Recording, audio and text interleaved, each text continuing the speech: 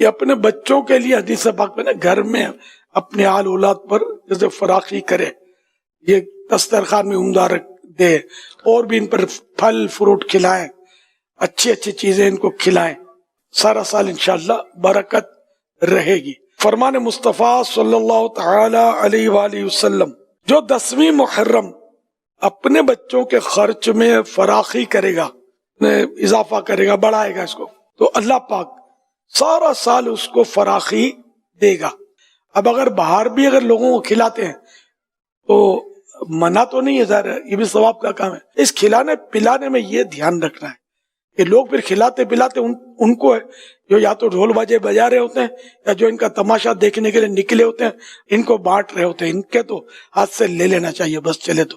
کسی کے والد کا انتقال ہو جائے تو آپ کی تعزیت کے لیے کوئی ڈھول بجاتا ہوا ہے تو آپ کیا بولو گے؟ اس کو ویلکم کرو گے، بھاگ کے کھانے کھلاؤ گے یا اس کو بھگا دو گے؟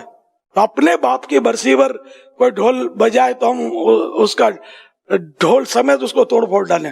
تو امام علی مقام، امام حسین اور ان شہیدوں کی یاد ہم مناتے ہیں، اس کو منانے کے لیے ڈھول بجائیں اور پپوڑیاں بجائیں اور مطلب ناچیں اور کودیں اور رقص کریں، یہ جو روڈوں پہ تماشا ہوتا ہے، ان کو اگر آپ نیاز بانٹتے تو اس کو پھر آپ دیکھ لیں اپنا آخرت میں کیا ملے گا آپ کو۔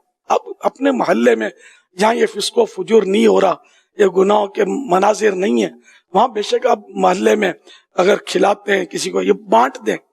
ایسے بھی نہیں کھلانا نا کہ دری بچھا دی سارا روڈ جام کر دیا، جیسے جو لوگ کرتے ہیں، بات گلیاں جام کر دیتے ہیں، لوگوں کو نکلنے میں نیاز بٹ رہی ہے، دینگیں پک رہی ہیں، وہ کنات ڈال دی، تو ایسی دادا گیری بھی نہیں چلے گی۔